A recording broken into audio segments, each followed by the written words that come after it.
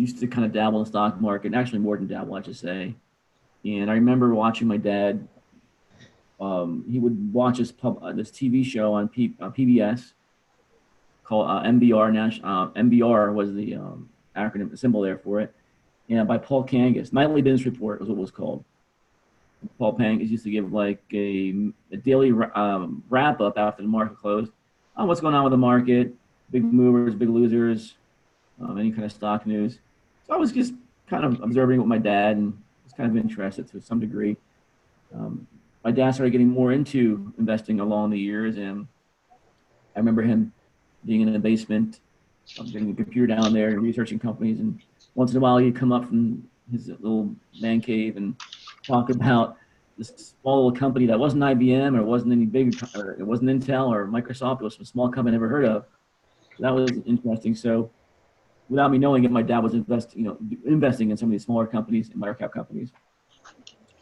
And then when I remember in high school, 11th grade, I participated in this stock contest that my economic teacher had put on.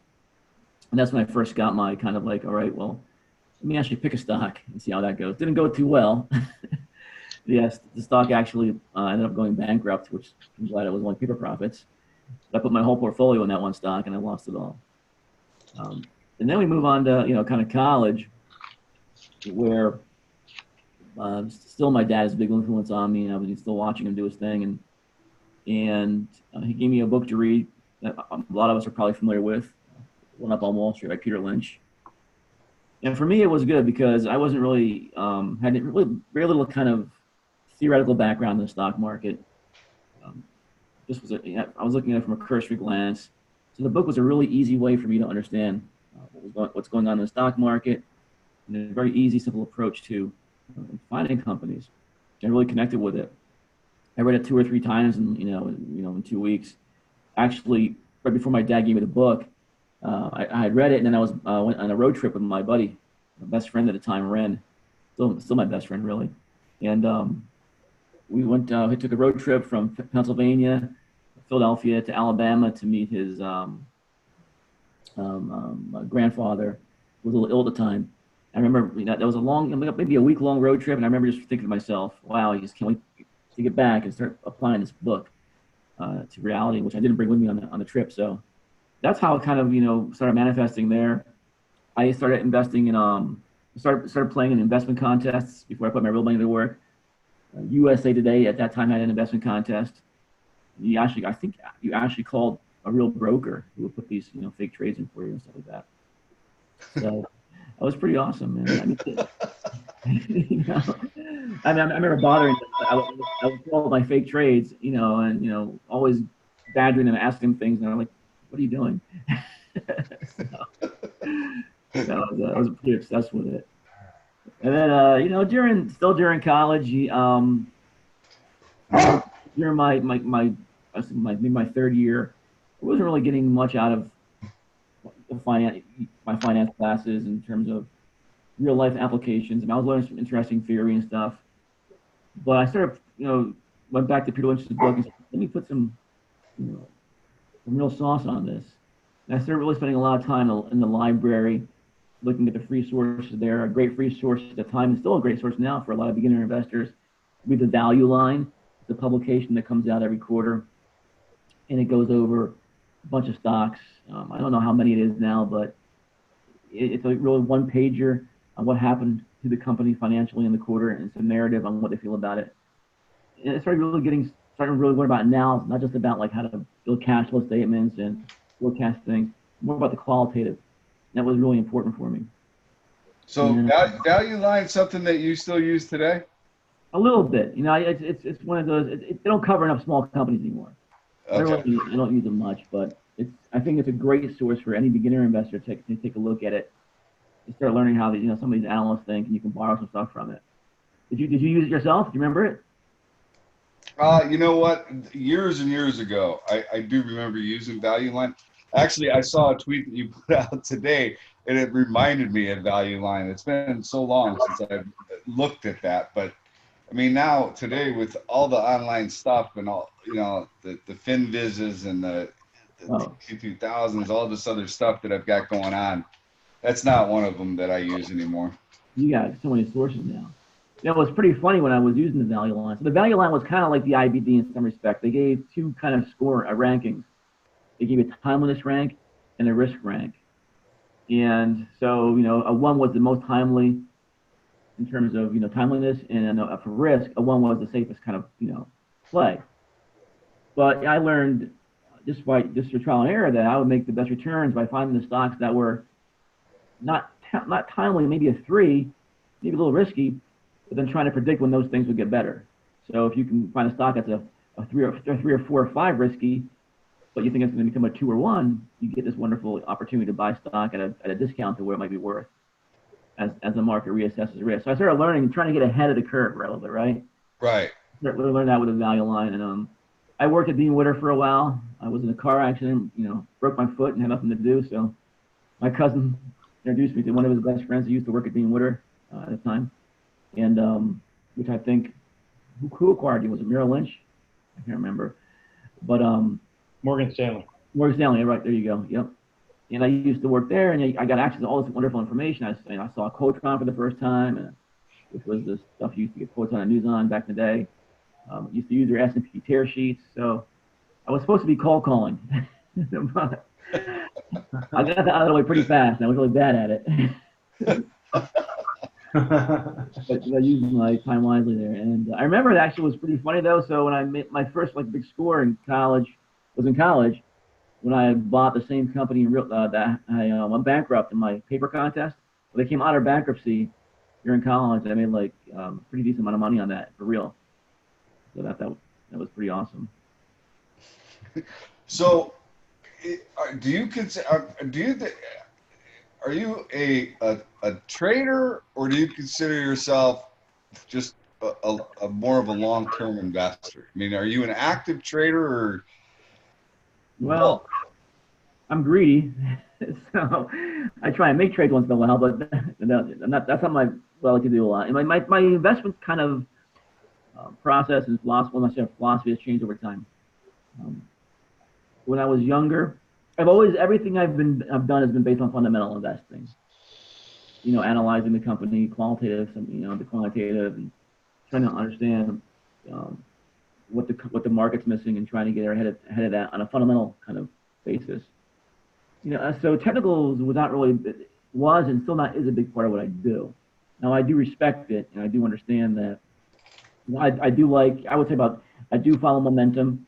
I look for companies hitting highs sometimes, and find out if I can find undervalued stocks that are kind of timely. You're using that kind of approach. Mm-hmm. If I come across I get a flat line chart that is about to break out that has the fundamentals behind it, I find that's pretty interesting kind of chart pattern sometimes. But I'm more of a fundamental driven kind, and I'll buy a company and not care if it goes down. If I like it, I'll buy more. There are opportunities, even if I am investing in the short term for a short term trade, it's usually based on a fundamental scenario or a scenario that the market has misinterpreted. If the stock goes down, for example, a lot. So that's how everything I do is driven, really. So, I mean, just reading what you write on your site, it's the information arbitrage that is interesting or intriguing with the microcaps, right? Because they're so underfollowed. I mean, and there's such a stigma about microcaps that, they're all pump and dump scams, and they're not all pump and dump scams, right? I mean, some of these are really good companies that just nobody follows, right? Yeah, it's amazing. I mean, look, there's no doubt that there's a pump and dump of frauds out there. There's a lot of companies with 50-year histories that are real companies, real revenue. But unfortunately, all we hear about is, the pump and dump marijuana stocks, the Bitcoin, the biotechs, all these high flying names that eventually always end up flopping. But there's fraud in every type of market cap. Enron was one, right? So the important thing is whatever level of market cap you're looking at is to always do good research. I think we're learning more and more today with a lot of short activism going on. There's a lot of fraud and a lot of accounting shenanigans, these bigger cap companies. which is hard for a retail investor to spot. And I think, and that's really scary too to some degree. I think it's a lot easier to analyze a market cap company with an easy business to understand. And then as you become better at interviewing management teams over time, you get better at spotting fraudulent kind of companies or suspicious companies. But you're right, man. It's there's an information disconnect, information arbitrage, where it's like you don't have to be rocket science to make money. If you understand where this information is, where to get it first, how to interpret it, and how other investors are going to interpret it. And of course, once you've got all that, you can put a value on it by looking at fundamental analysis and these kind of things. But it's just low-hanging fruit that they're every day, man. Every day it's there. And too many investors, retail investors, I think, get influenced by the financial media, telling them that all these companies are frauds and scams. And, they're really not. There's a host of examples I could give you that kind of illustrate that kind of information arbitrage. So where do you typically, what are a few things that attract you to potential investment? What makes you take a look at something and then move on to the next step? What is it that attracts you?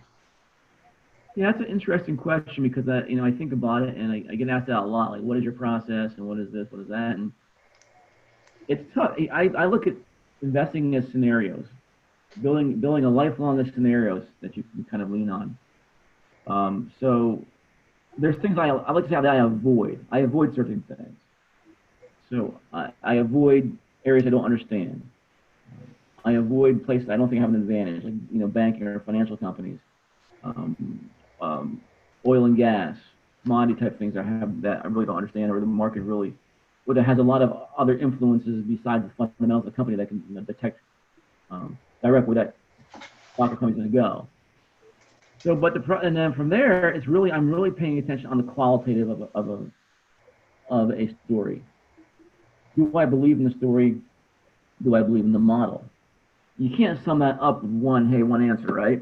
It's all kind of like you learn. So I can give you like some examples, for example. The whole time I'm kind of looking for, okay, is it an interesting story that's got legs? And what is the market missing? And am I seeing this information before the market sees it? My process is pretty quick. So if a lot of what I do, for example, is the new high list.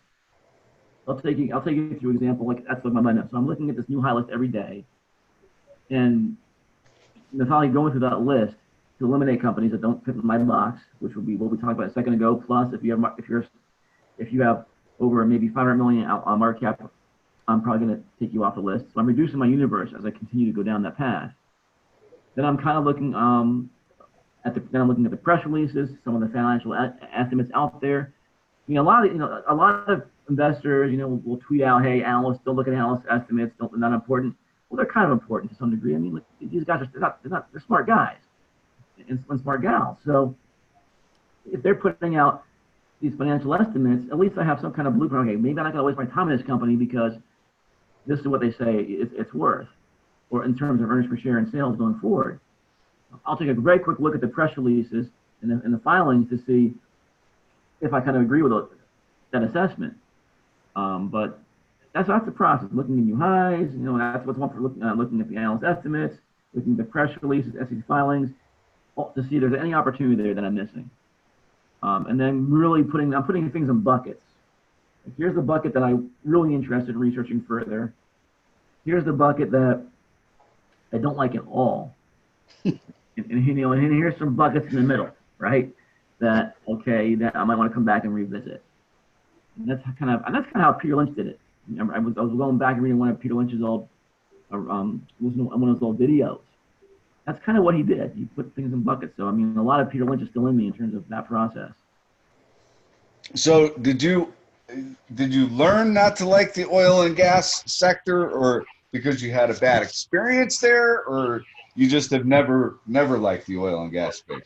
Well, I never liked the pure oil and gas, like develop, the drillers and those guys, and I couldn't really. I had to forecast oil, right? Right. couldn't really do that. But I do admit though, I was investing in the '90s and 2000. You missed the big boom in that sector.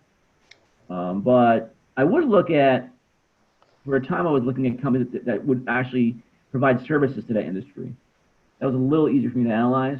But then I got burned on a few of those though too, and that's where I got burned. And I said, you know what, I just can't predict that kind of. I can't deal with not knowing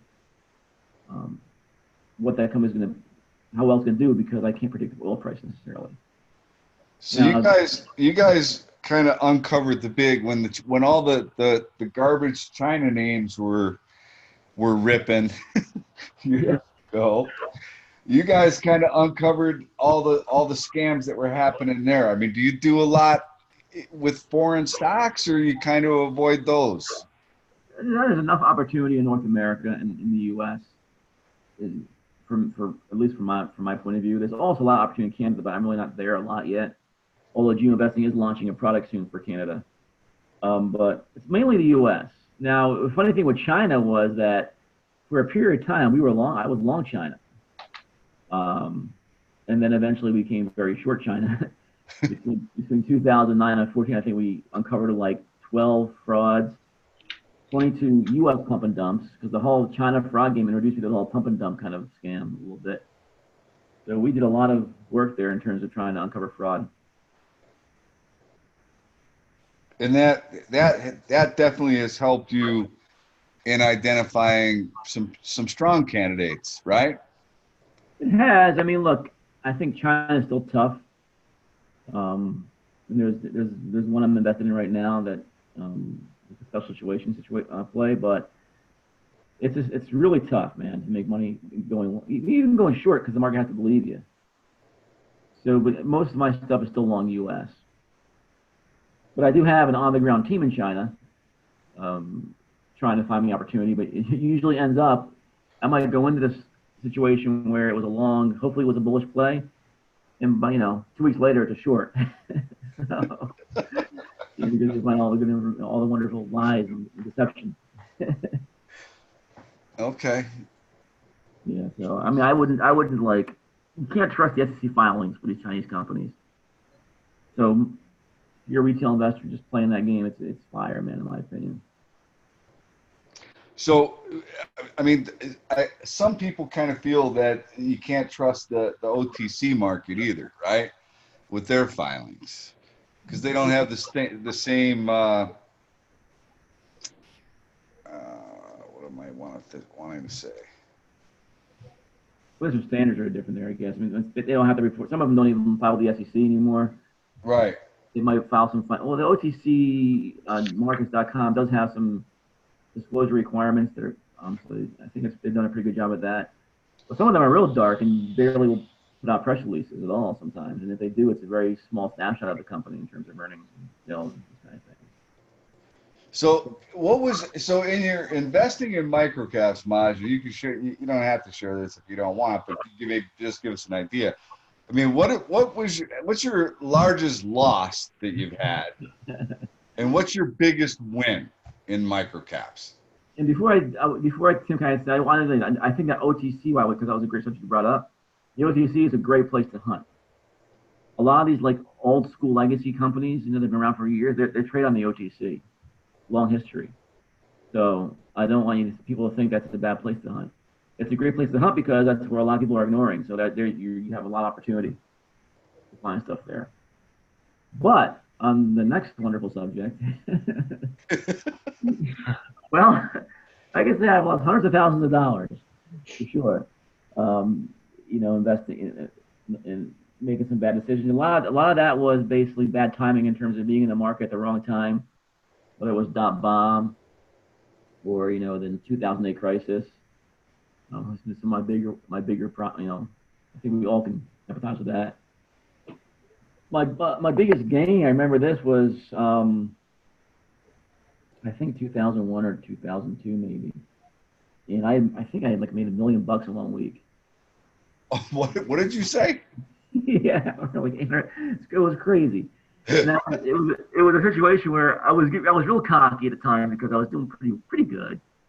I've been investing now for several, since for a long time.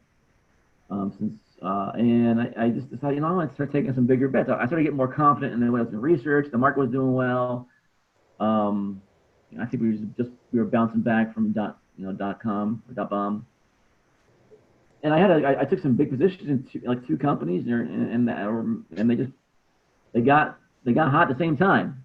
And it was and what's funny about it is one of them is actually today, what is that? Lynette pharmaceutical company. That's I think a lot of short sellers have been all over that for the last several years.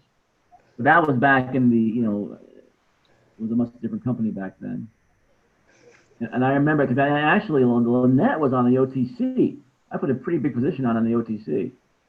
And that went to bed every night scared shitless. Like, what am I doing here? But so what was your biggest lesson that you learned from your loss and from your win? Well, the lessons I'm still learning, of course. And just how about this? Let's go with losses instead. Lessons I should have learned, but don't always put to practice. And I just think that, and there's not always a lesson to learn. Sometimes you're just wrong. I mean, you do great research, you've done all the homework, and just things don't work out right. That does happen. Right. I will think that, confirmation bias, never being able to admit that you made a wrong, mistake. That's when you get over that. When the facts change, you got to move on. Not having too much faith in management that continues to disappoint. That's really important. No matter how much you like the story. In my experience, that if a management team just keeps doing badly, they never do well. And then in these turnaround stories, if you come across a situation where 3 or 4 management teams have not been able to turn their story around, well, then it's probably never going to happen. There's something wrong with the business. And I learned that there was a company I invested in. It was I won't name the symbol just out of respect the company, but it was a email marketing, or a SaaS company, in contract management lifecycle business. And the comps were doing well. The private companies were getting taken over, and I just kept believing that these guys were going to get it right. And every team that came in destroyed the company, kept just destroying the company, diluting the company. They actually had some good investors in the company, so it was like a several year hold, and it just didn't work out in the end. I sold it before, I think I bought it like maybe $5, sold it 2, and it actually went to 0. But it was a lot of waste of my time for maybe 3 years just waiting on it. So that's really a lesson. It's about management, man. You're investing in management in the end. Whatever it is, whatever your story is going to be, how confident are you that management can execute the story, execute the business plan? That's really, really important. So that is extremely important. So my next question for you actually is, what would you say is the most important item for a new investor, that what they should be paying attention to when starting their due diligence, right? And researching an opportunity. So management and their ability to is definitely up there, right? Of course, yeah, that's huge. That's huge. So, and then what about capital structure? I mean, how important is that to you?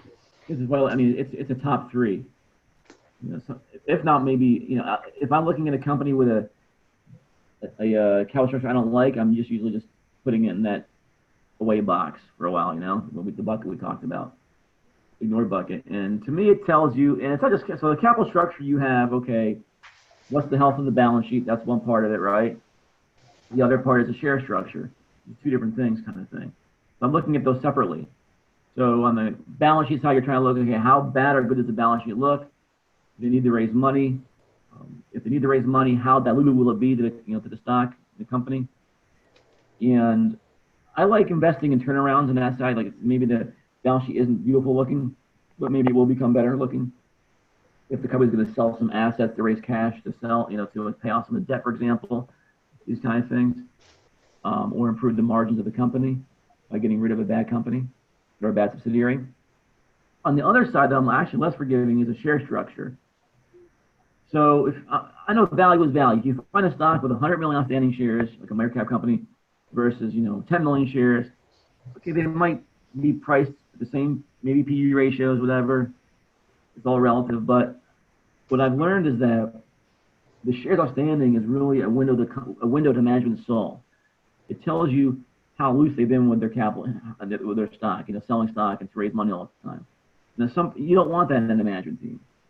So if I'm coming up to companies that have a high amount of shares outstanding, I'm usually ignoring them, or maybe putting them in kind of bucket. If I like story, putting in a bucket where maybe they'll do a reverse split. Maybe a new management team comes in, right, who wasn't part of that legacy team. Because the cosmetic of a stock is pretty important too to some degree. That tells you a lot about management. And so generally speaking, I'm trying to look for companies with less than 20 million outstanding shares. Most of mine are less than 20, less than 10, if that. I will go up to 50 million outstanding shares. But I start getting at 100, over that 50, I start getting a little worried about the company, or maybe I want to invest in the company. You get a little worried about it at what point?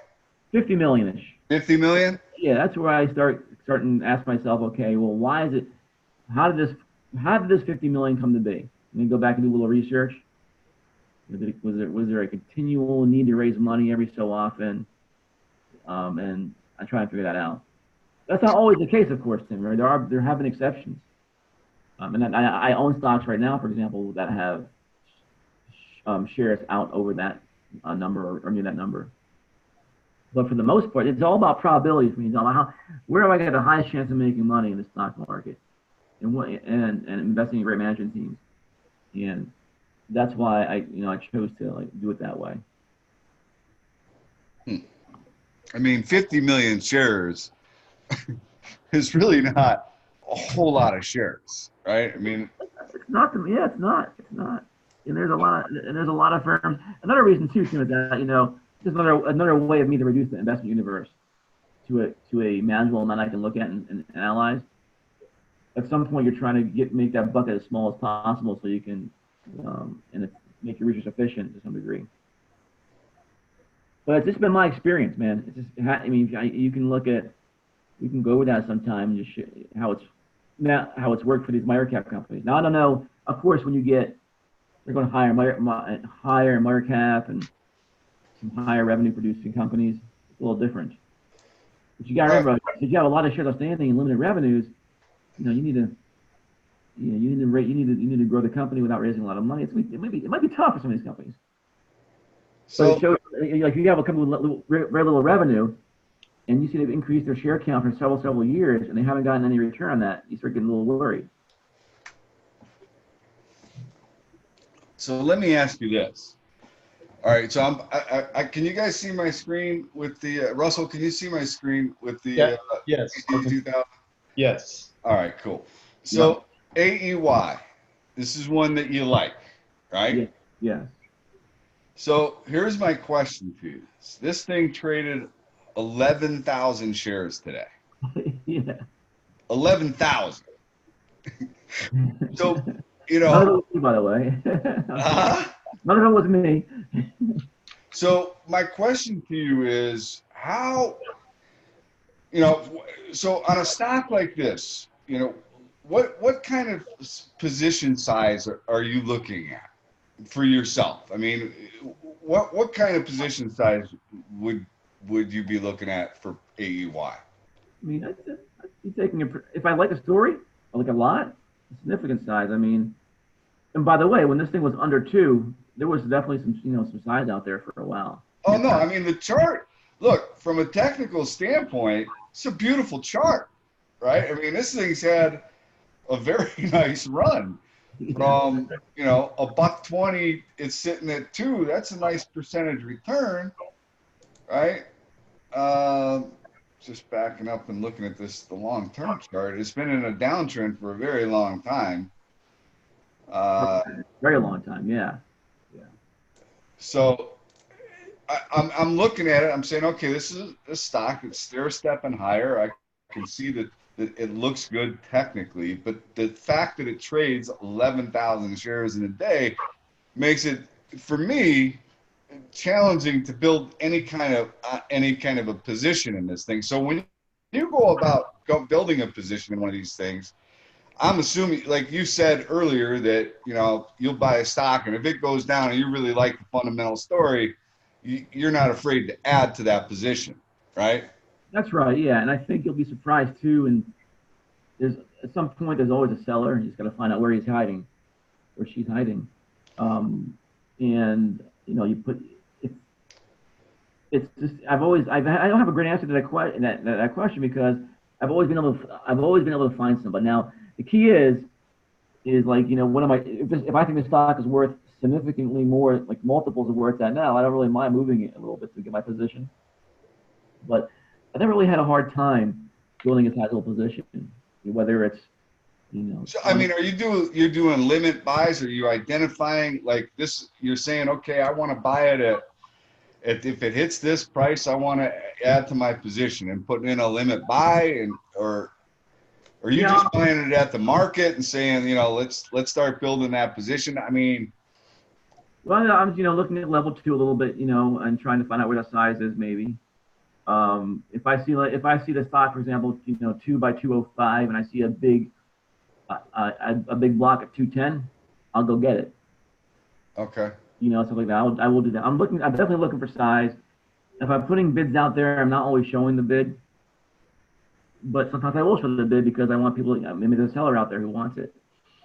So I mean, for some people, they're going to look at this stock and they're going to think, 11,000 shares, man. If I buy 10,000 shares of this thing and it rips to, I don't know, $3, $4, whatever, am I going to be able to get out of the stock and sell it at that price? Right. I mean, and that's a good question, and that's why it's so important to be right.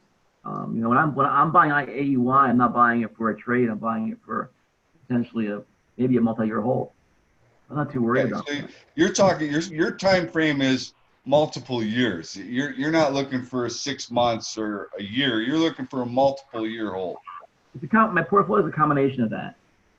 But for this particular one, I'm probably going, hopefully, obviously, you want to make money sooner rather than later, of course.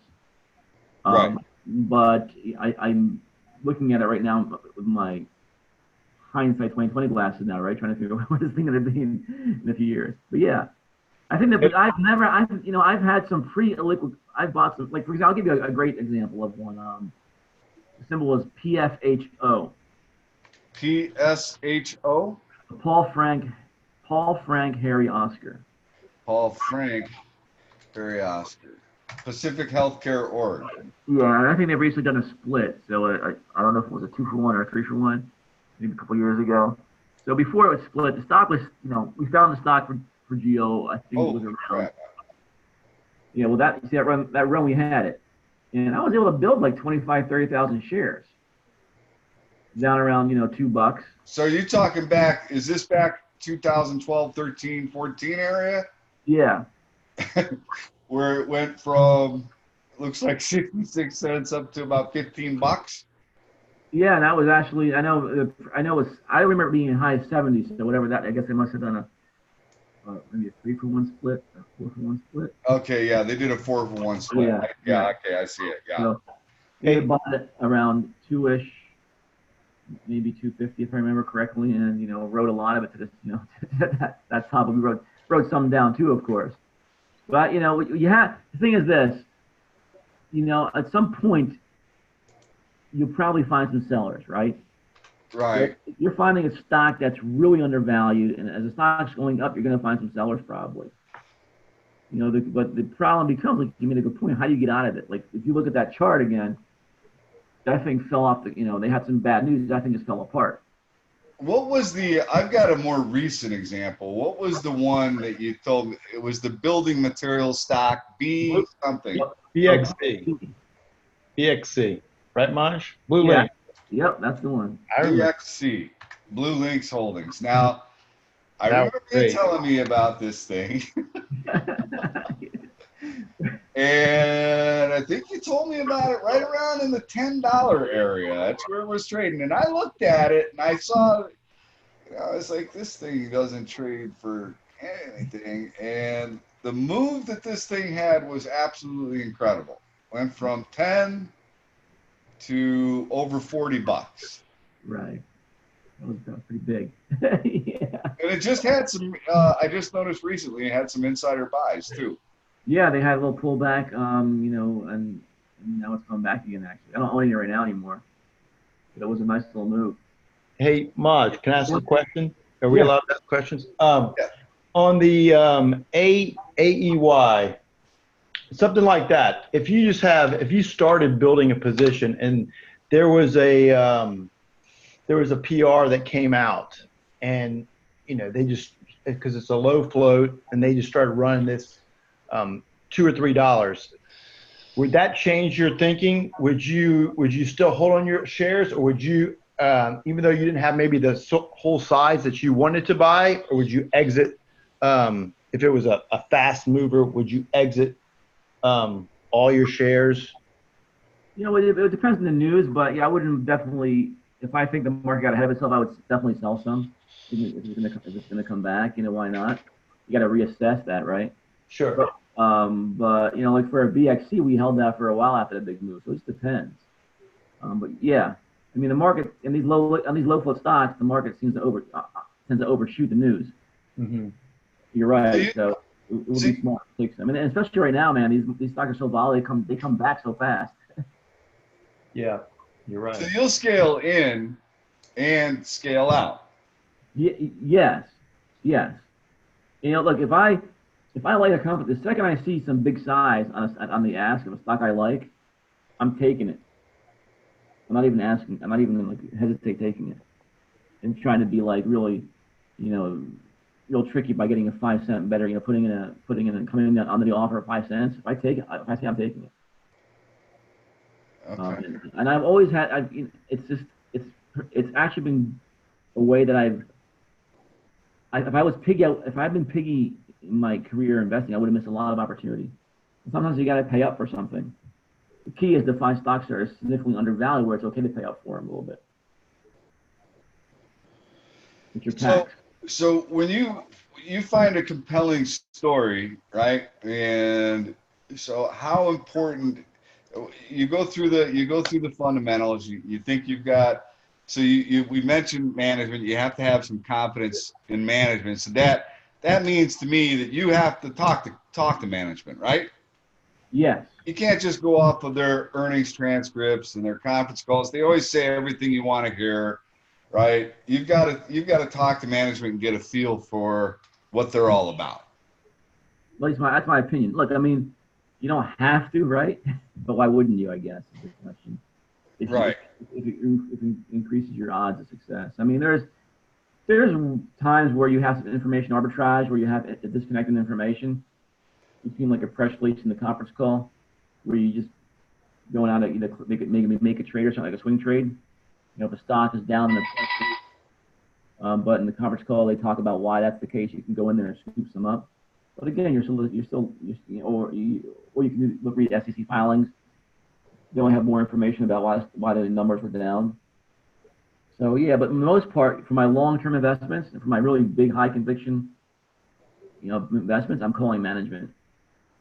You're calling management, Yeah, right? you really can only do that. So if you can't get through to investor relations, or you can't get through to anybody on the management team, how much would that impact your decision to put money into the stock?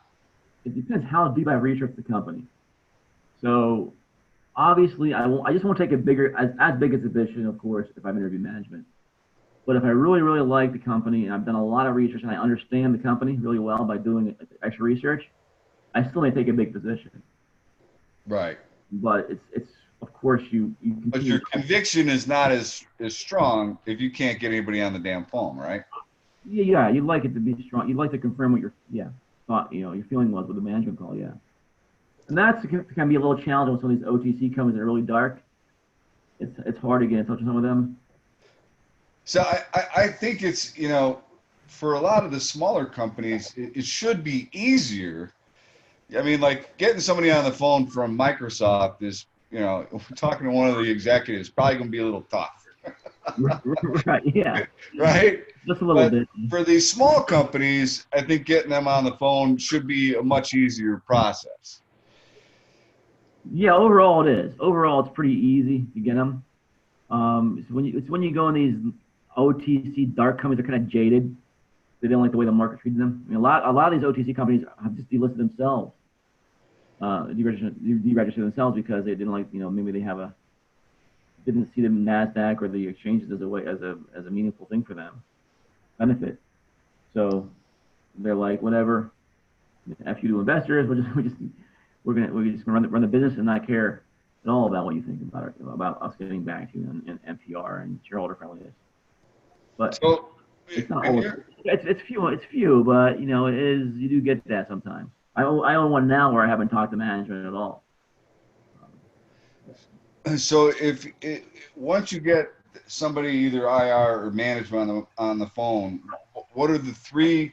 What would you say are your three top questions that you want answered? Remember, every scenario is different, right? But and it's hard to have a cookie cutter approach. But there are definitely some things that you want to have. Number one, the capital structure, which we talked about, right? I really want to know if you have a good feeling about you're not going to continue to dilute my ownership interest in the company if I buy your stock, and you need to raise money. If you need to raise money, are you going to do through stock, debt, kind of convertible, or are you going to sell assets? These kind of things. So I have an idea what I'm getting into there. So and of course you have. I'm really big. I think margin's really important. Where a company is and what inning they're in the margin cycle. We love finding companies that have maybe low margins, but will be expanding their margins tremendously over time. So you kind of want to find out what inning you're in that. Yeah. So just let me interject here. One of your favorite business models I have learned recently is the recurring revenue model, right? Right. You like that recurring revenue, software, that kind of deal, right? Yes. Because the margins are high and it's constant business, right? Yeah, and it really what I've learned, it's one of those things where I think the market just loves those kind of models right now, and you keep riding that until they don't. But what the recurring revenue kind of theme does, it really plays into investor psychology. Investors are more short-term than ever in terms of their investment horizon, or just people in general. So it makes us feel good. You have this recurring revenue that you can depend upon. You can model it out really easily. So certainty is always easier. It gets a higher valuation than uncertainty. So, and more so than ever today. And our favorite type of recurring model opportunity are those companies that are not there yet, but they're switching over to a recurring revenue model. And if you get those early enough in the process, you can get them really, really cheap. And then once all the revenue is recurring, you get this huge expansion in PE multiple. Or I'm sorry, price to sales multiples, which a lot of these companies are valued. So, for example, if you take a recurring a company that's a software company, it's not recurring, it doesn't have any recurring revenue. So what they call that is maybe like a perpetual license, on-premise license, for example. And that would be a case where a software company, would sell you a license that you own forever now, and maybe it's called on-premise, so you're installing all the servers, for example, at your premise. That was the old model of selling software. Right. And now let's say, okay, there's a few companies out there, several that have been late to that game and making that transition. So now you can maybe buy a company that's trading at maybe less than 1x revenue. And if you find this one that's transitioning to a recurring revenue model where they're going to be doing everything in the cloud. So now instead of selling you a perpetual license, I sell you a cheaper service that you paid every year, over time, and you pay some maintenance fees, and we host it on the cloud. And so there's no on-premise hardware for you to have to maintain and install and stuff like that. So what'll happen is, a lot of companies won't break that out right away. because it's not a big part of the business, the recurring revenue component. So the market and the screens, they all value the company as it was still a perpetual on-premise type of model. So you get in there early, and eventually when it becomes more evident that the transition has been made, you can start getting multiples of 4, 6, 8, higher than 10 times. That's how you get your 10 baggers and then you crazy baggers. Right. So one of the models or one of the companies that I'm thinking of right now that I know that you're involved with, that's kind of going away from the hardware model to the software recurring revenue model, is this ATGN. Where'd that close today? What's that? Where'd that close today? Where did it close today? Yeah, I didn't even look at it. Oh, there it is. I see. Okay. $1.16. Yeah, yep. Okay. I saw 125 somewhere in your chart there. Wait a second. That'd be great. Go chicken dinner. So this is one that's going away from a hardware model to a recurring revenue model, right? Mm-hmm. Software and higher margins. That when as they sign up new clients, that recurring revenue starts to come into line. The theory is that this should be much higher than where it's sitting today. Yeah, when we started buying the company, I think it was around 20, 23, 24 cents. Back in I think I want to say 15 or end of 14, maybe beginning of 15. And that was just starting to get that thing going there. And now I was several years early on that. But at that time, they had very little recurring revenue when I originally bought it. So that's telling you an example of how that worked. And they're still not selling at a very expensive multiple yet. They're an OTC company. Right. So what's going on now is, I think, happening here is that when the company reports its earnings and revenue and financials in the press release, it's not breaking out its cloud revenue or recurring revenue really component in the press release. It doesn't on the conference call though. And if you go on when you're doing these transitions from perpetual on-premise models to these recurring cloud models, remember that the perpetual fee that you would pay is a lot higher. You get one big lump sum as opposed to the smaller recurring revenue. So in the beginning, you're not having this apples to apples comparison. So your consolidated revenue may look weak, but when you break out the cloud revenue growth, or the recurring growth, it's over 30% for this company, around 30% for the company. So unless you're on the conference call, you're not really seeing that. Right, you're not going to know that. The press release has a pretty, a much lower growth rate because it's clumping everything in together. Over time, the company has stated publicly that it wants to get most of its, maybe 100% of its revenue to recurring. And they're still in the OTC too. So personally, I think there's of course, I disclose I own the stock. I think there's some interesting opportunity there.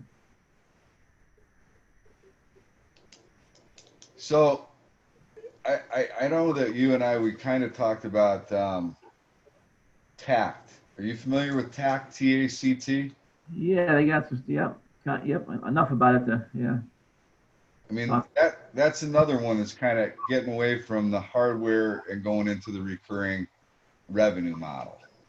Yeah, they're in the very early innings, I think, right? And it's just very early. And this is one of those where I've been, watching it for a while, and I just haven't been like, because they have, I think, two components of the revenue. They have the recurring revenue software, I guess, for restaurant. Is it restaurant management software? Something like that? It's their restaurant back-end restaurant software, which is their brand new product. And then they've got the printers for the casinos, the gaming machines. That's kind of their steady, it's not a big growing, exciting business, but it's steady. Yeah, so I'm wondering like how the market's going to price that, because that's probably going to be the lower multiple kind of part of the business. Yeah, I'd have to look at how long it's going to take them to have that recurring revenue become a big part of their revenue. But I think they're still, it's quite small. Right. I haven't interviewed management yet, so I can't speak. I don't want to speak out of turn here. But definitely, is one of those things that you're talking about. This is a perfect example. Is like, can we, after if we take a deep dive into the company, understand them more what they're doing, what is that business worth, and how big can it get, and how fast can it grow? And I think they do. They also pay a dividend. Yeah, they do. No, I mean the company's in good shape. I mean they do pay a dividend, and I think once you get to my experience, once you get to that 20%, 30% of recurring revenue of your total revenue, the stories start to get pretty interesting because they start to accelerate pretty quickly. And maybe they sell. I mean, maybe they're gonna maybe spinning off the printer business might be interesting, and keeping the or spinning off the recurring revenue component. Would be a question I would want to ask them on a call if I was going to talk to them. what's that? Is, would they be interested in spinning off to shareholders the restaurant management software portion of the company at some point?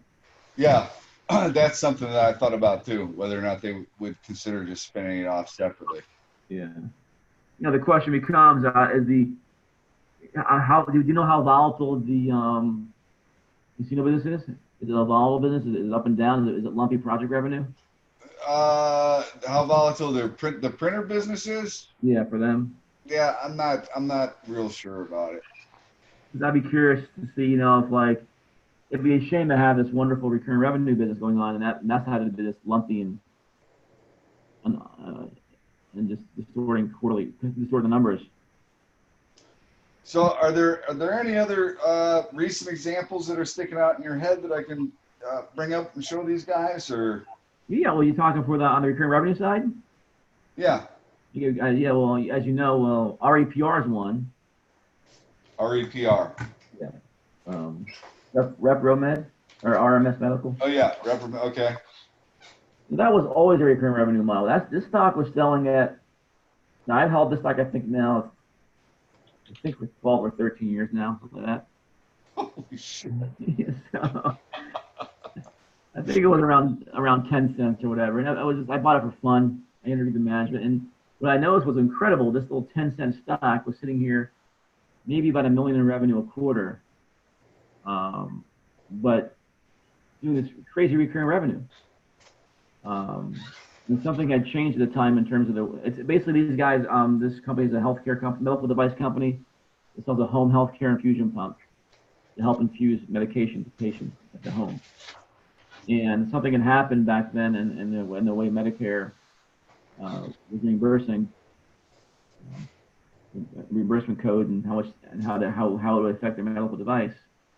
People be able to buy it, and as you can see, this thing took off. And if you look at this, just shows you the power of recurring revenue. If you look since that time, I don't have the numbers in front of me, but they've been just not missing a beat. They grow year over year and sequentially. So now they're in a run rate for 25 million in revenue. So this company was basically maybe 4 or 5 million revenue company at a time, and now they're 25. Wow. But you can see that that's the power of finding that. And you still think this is more to go? I mean, it's had an amazing move. Yeah, it's interesting. Now it's definitely selling at. Remember, I talked about that going from 1-time sales to 10-time sales. It's not that. It's like a 7-time sales now. So I am, this is getting interesting time now for this thing. Where would I buy it based on trailing numbers? I'm not quite sure. I found it today, but this company has executed for so many consecutive years. They have a lot of different partnership relationships now in the potential in the hopper now, which could take us, if any of them hit. So basically, they have these pharma relationships where they're hoping to get these pharma companies able to infuse their drugs through their system, and so start expanding the market. And if that were to happen, there would be some really interesting things going on there. So they're growing to maybe 20-25% now. You would see growth significantly accelerate from there. I mean, if these, some of these companies that have a dominant market share in their little niche can get that 10, 15, 20 times revenue. So I'm trying to think. But I haven't made that decision yet. And part of this is confirmation bias that we talked about earlier. How the stock for so long, it's become part of me. I can't let it go. Right. But it's definitely serves if you can find these kind of models. And I think another one is one you used to follow. It pays or it pays, or it used to be TPNL. Which one? I think the symbol now is PAYS. Oh, pays? Yeah, that's if you look at that chart, they went to a more recurring revenue model. That just took off and it was like 50 cents. And I think as high as 20. Yeah. Yeah, I got up to about $18 actually, and now it's down at 10.92. Yeah, crazy move, man. And they also got an uplisting. That's the thing with Ari. Their big move happened when they got the uplisting. But they have huge revenue growth. I think REPR is going to get an uplisting soon too. So that could really get us a nice little move in the stock. They've said it on the conference calls, which no one's really heard yet. If you haven't listened to the conference call, but they're definitely probably in the final innings of getting that approval to uplist. So let's talk about Geoinvesting, the service, just a little bit here. So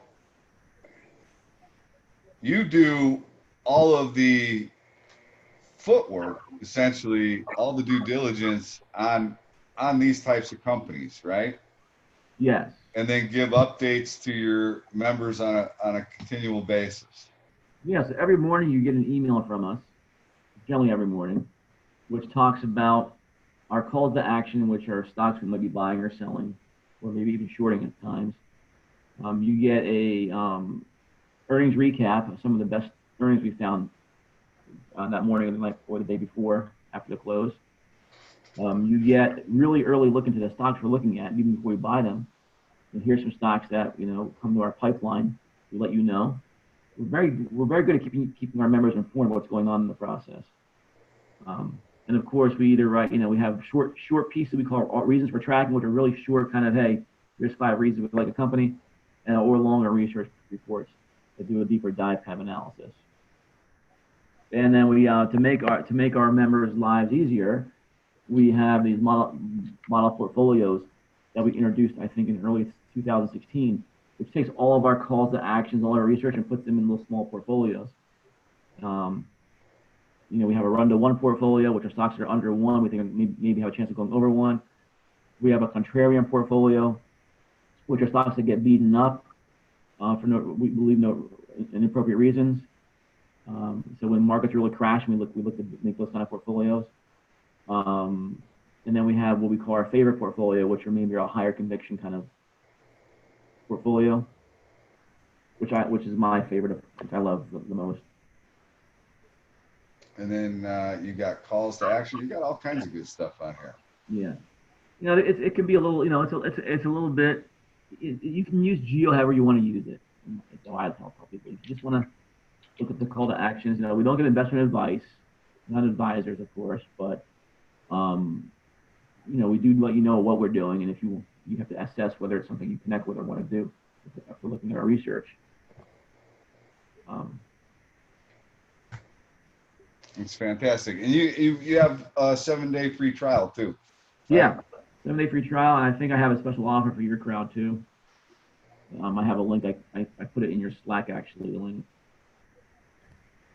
All right, so I'm gonna listen. I don't know if anybody's got any questions that's participating here. If you want to ask them, or you want to type in a question into the chat space. For Maj, if there's something that you'd like him to answer. Hey, Maj, let me ask you this. I've always felt in my personal career that I like these kind of stocks. Probably trade them a little faster than normal. However, I've always had pretty good success in them. Not doing the due diligence that you do or Tim does. So I love you guys because you guys just dig deep in great shit and great ideas. I just personally believe that, I've had some great winners along the way over the last 25 years in bear markets, in crappy markets. I mean, do you think there's an advantage? I mean, I know people get caught up in the markets itself, like, what the Dow is. Sometimes I believe these things trade in their own world. And if there's something turned around because they're so unfollowed, like you said, and unloved, and what do you think about that? Yeah, I agree with 100% there, and I think more than ever today, as we have the markets, the index funds, the ETFs, the algos. You have less investors investing in micro caps than ever before. They're more disconnected than ever from the market, I think, which gives you opportunity to find these wonderful gems. You're absolutely right. Actually, I remember back in, you probably remember this, Russell, back, even you, Tim, when we had a .com bubble. Some of the best times for investing in these smaller companies was when after it burst. Yeah. Everybody found these companies. So when the rest of the market was doing shitty, these high flyers and bigger companies, people like little value companies. Yeah, So, absolutely. And I think right now, I'm starting to, I don't know if you're seeing it yet, guys, but it's starting to see some more healthier environment right now. I think they agree. So. I think they agree, hopefully. Or are they telling us to beware, get the hell out of them? I don't know. But yeah, I mean, I think that at some point, these big caps, when they turn over, hopefully these. So where did those stakes get put in? What's that? No, go ahead. Go ahead. Okay, yeah.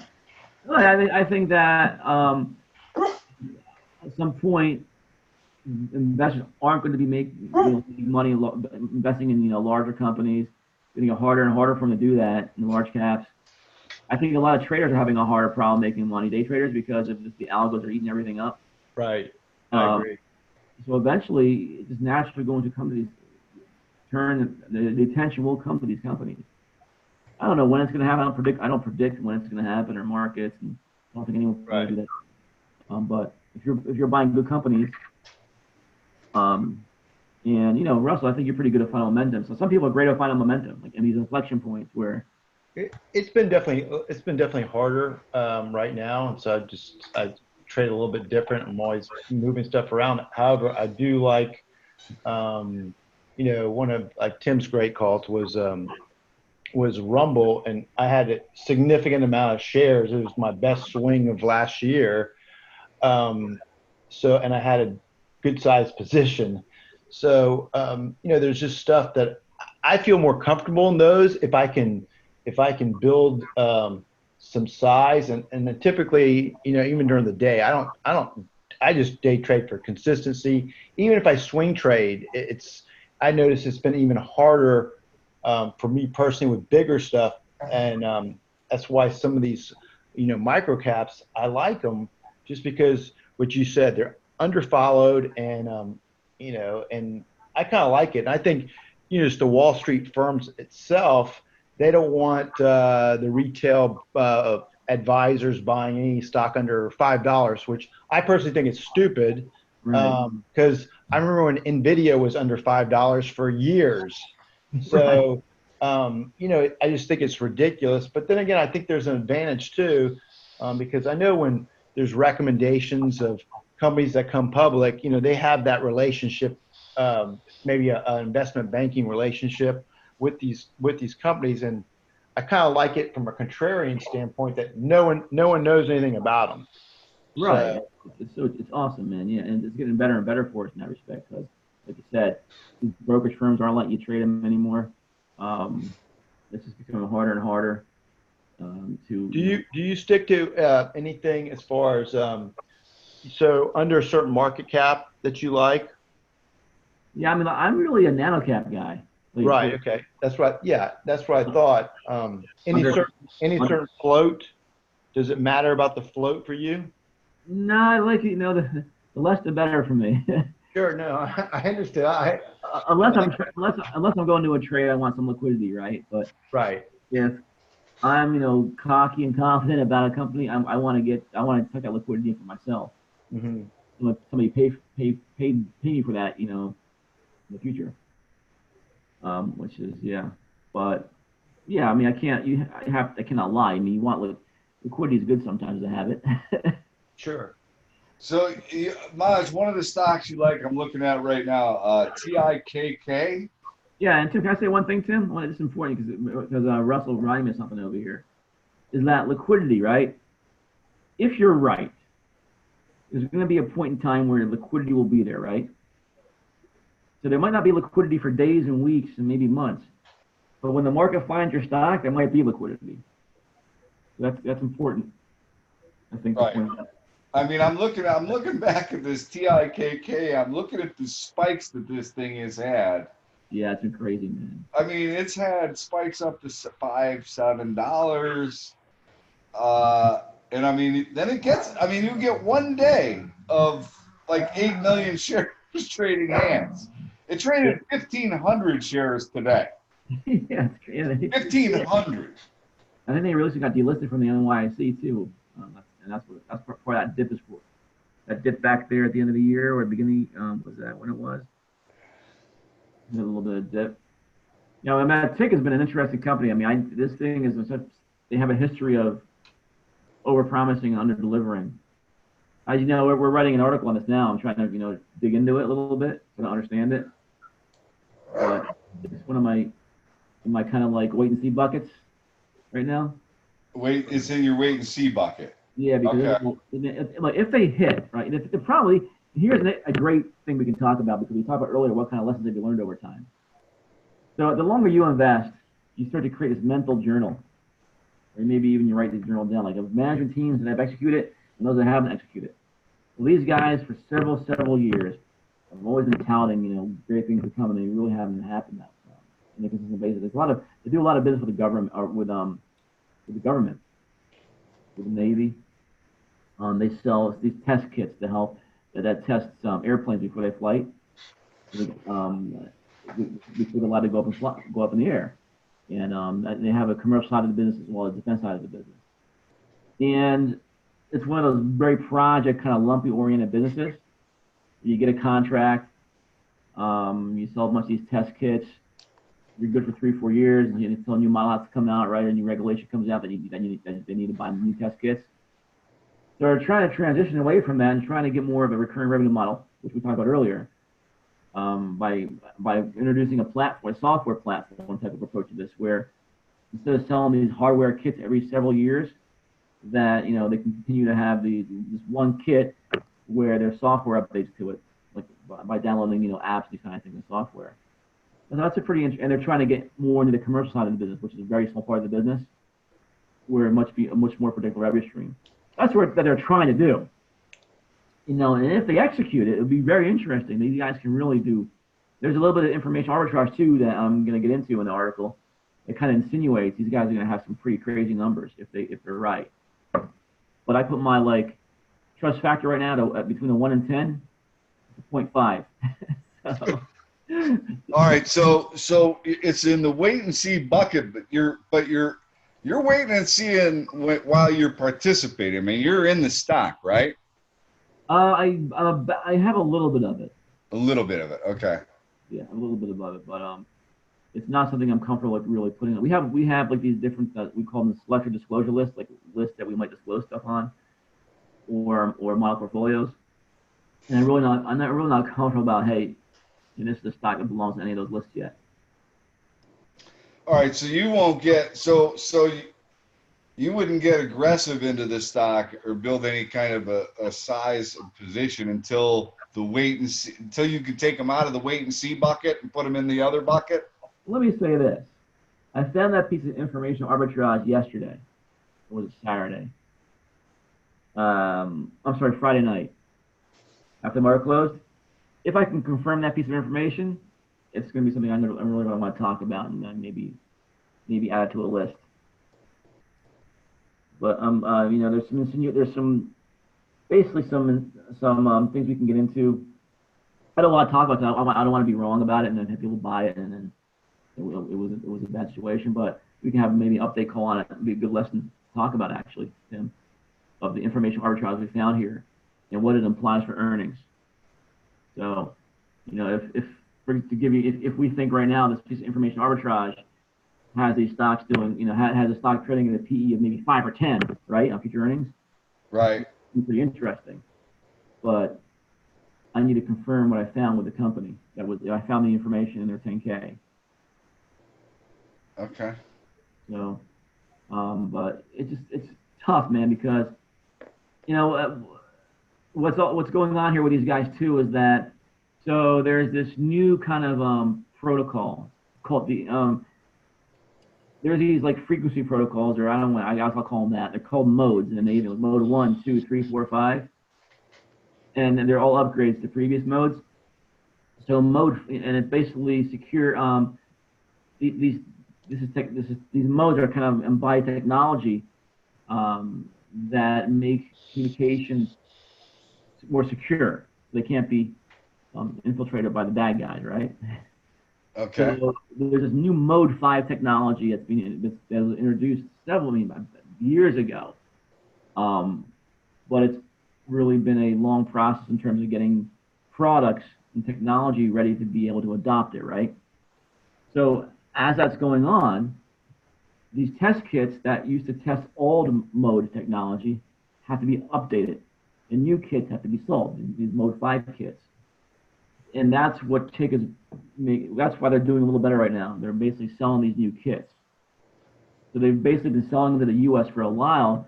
So there's what they call a sunset date, where the allies also have to adopt this technology, and that means they need to buy these kits. And that drop dead date is right now in July 2020. It was January 2020. So that means they're going to get a pretty significant influx of business, or it should equate to that. Right. Well, the question. So here's where it gets complicated. So we don't know.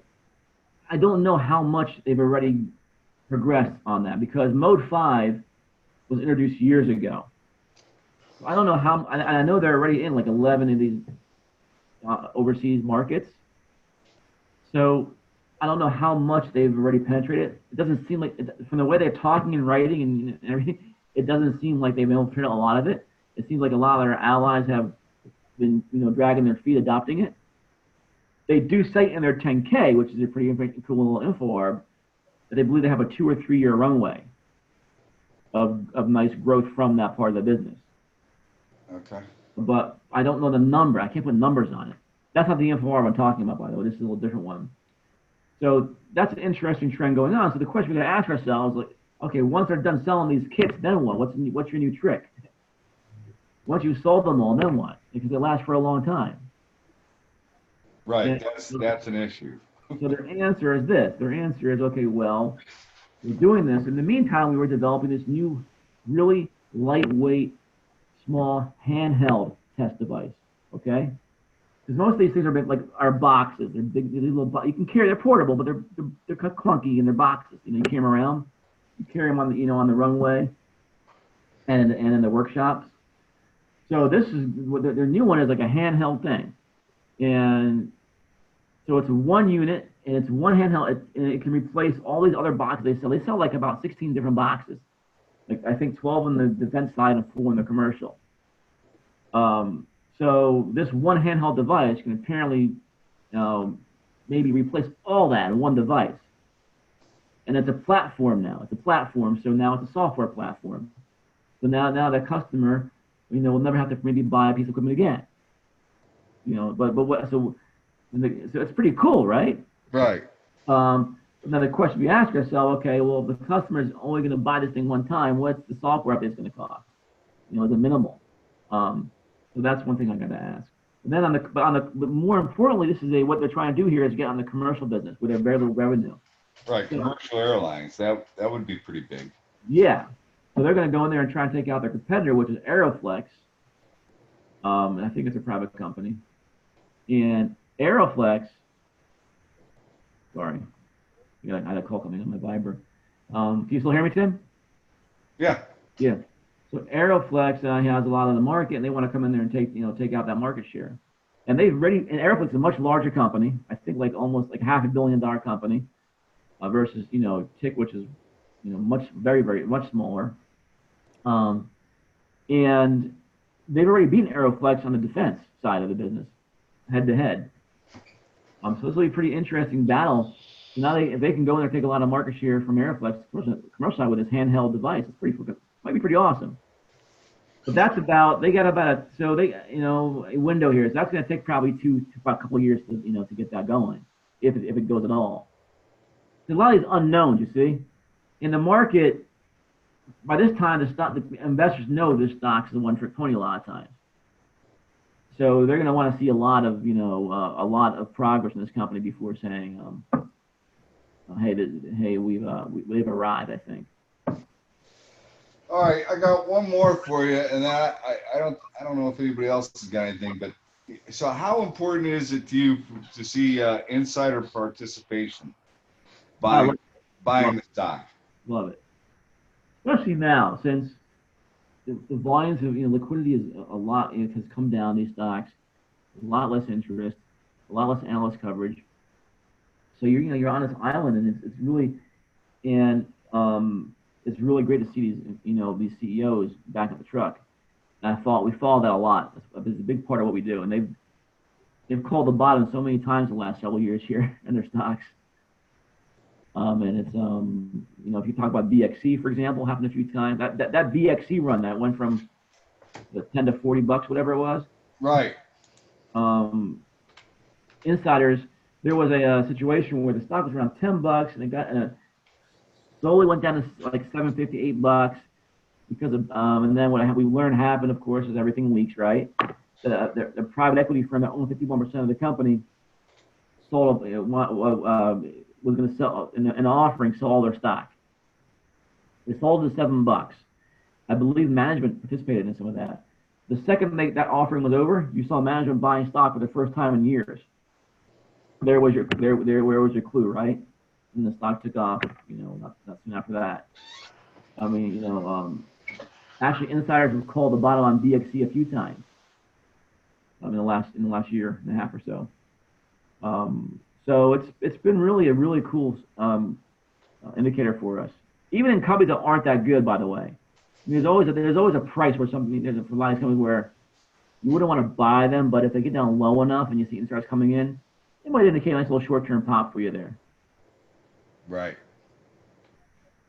And it's great for the beginner investor too. You combine information arbitrage with following insiders. It's a really good way for a beginner investor to start investing, I think. Very cool. Maj, I really appreciate you doing this, man. I don't know if anybody's got anything else, but I think there was some great information in this. No, man, I really appreciate you giving me the opportunity, man. It was great meeting you, and Russell, I'm glad you put it together. Always good talking to you guys, and I think we learn a lot off each other. So I enjoy it. I would like to do this again at some point in the future. Maybe I don't know. We didn't have much participation here. Maybe it's because it's Monday. Everybody's hungover from the weekend. I don't know. Maybe it's the time, but I've got this thing recorded. I'm going to put it out, and hopefully some people watch it and learn, because there was some good stuff in here. No, and hey, by the way, Tim, I didn't mention this. A little teaser here. We do have one special situation stock, right, that we like a lot right now in the China space. So. Which one? Well, we can't talk about it now, right? I'll be. Oh. But I think you know the symbol. But I mean, I think it'd be a great thing for your members to we can talk about how to get them access to that actually. Oh yeah. I think I know which one you're talking about. We think this thing could I haven't put out any kind of price target on it yet, but I think if the catalyst occurs that we think may occur, maybe we're thinking one of those really one day kind of big movers. Right. All right, come on, guys, you gotta go lay down. All right, look, my dogs are driving me nuts. I'm gonna put a wrap to this thing. Okay, they need a little more myos. Huh? They need a little more MYOS. Hey Myos. man, I'll tell you what, Buddy loves that stuff, bro. Is it working for him? Cause Oh, dude, there is no doubt about it. I mean, my dog, what was that, Russell? Over a year ago? Yep, absolutely. Over a year ago, man, he was having a hard time just getting up. He's 110 pounds. He's a big dog. And I've had him on that Myos now for almost over a year, and he runs around with the 2-year-old now. Wow. I mean, it's just to me, this stuff is unbelievable. So, A good friend of mine has a elderly dog right now. He has a bad hip. So I was thinking about maybe turning him onto it. I mean, the stock hasn't done anything, Okay.